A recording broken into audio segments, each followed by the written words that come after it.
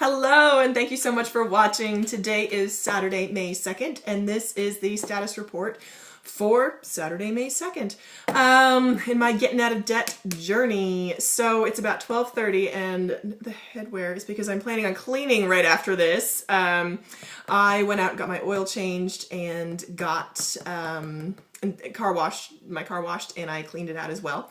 So that was sort of, and the theme I'm going to think of this is going to be car talk, and how looking for a used car and car maintenance and how that contributes to your whole debt-free journey. I know Anna and Carlos from Slow Steady Win just paid off their car, so woohoo, you guys go, great job. And I feel like that's like a win for everyone that's sort of watched their journey, so congratulations guys, you rock.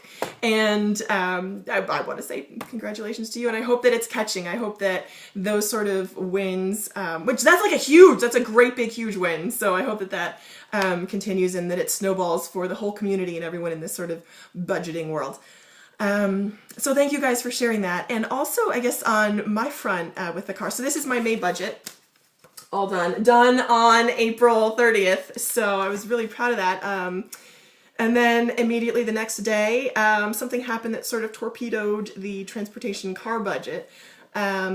So long story short, last year around this time I had sold a VW Passat wagon that I was driving. The engine had blown and I had it towed to a VW like independent mechanic, hoping that he'd be able to fix it. He took a look at it and told me that it would cost like $3,000 to fix, and it wasn't worth it. So at that time the car wasn't running, so I would either have to tow it to somewhere else to get a second opinion or just, you know, accept what he was saying.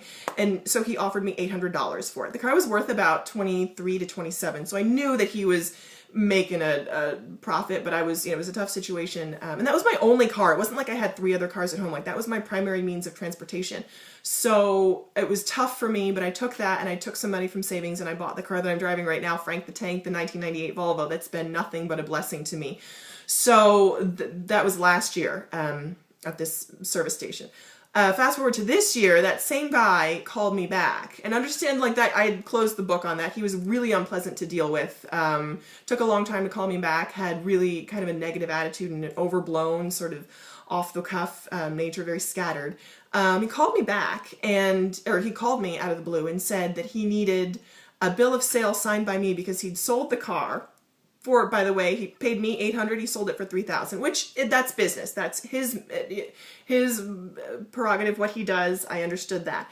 But he needed a bill of sale signed by me, and he wanted, oh, by the way, the manual and an extra key that I had. And I was like, you know, I'm happy to do that. And he asked what I was driving, and I was like, oh, it's Evolve. And he's like, oh, yes, we mentioned it. And I was like, you know, or he's like, and how's it running? And I'm like, it's great, but I could use the CV joint fixed. And he was like, oh, okay, no problem. I'll use an aftermarket part. We'll do that. And in my mind, that was fine. Like trading a fixed CV joint for this manual, a bill of sale, and key, when he knows that he kind of lowballed me on this car, I thought that would be fine and a fair trade. Get there, we find out that it's both CV joints that need to be fixed. Fine. He's saying it's $200 a pair, and I'm like, but you're using aftermarket parts, so it's not going to be that expensive. Long story short, we ended up having a disagreement over price, and he said that I owed him $450 to get my car back, and I was not prepared to spend any money, and I ended up having to pay him $450. I thought I was going to get, you know, a bit of a boost, and ended up having to pay him $450, and it just ended up being a really bad situation. So conclusion, I ended up out $450 with a fixed CV joint, which should come in handy as I'm trying to sell the car in order to buy a new one. That's just how it is. But that did add an extra $450 to my transportation budget that I wasn't budgeting for. Oh well, move on. And that was sort of an unexpected speed bump. I'm really hoping, though, to sell the car by the end of the month, and that it will be a blessing to someone else. And with a fixed CV joint, that would be more likely. So that's the situation there. I am staying accountable. This is the month that we turn the ship around. Didn't like where it was going, changing the rudder, changing the direction. So thank you so much for watching. I hope this has been encouraging. If you haven't and you would like to, please subscribe. Would love to have you along for the journey, and hope to see you again soon. Thanks. Bye-bye.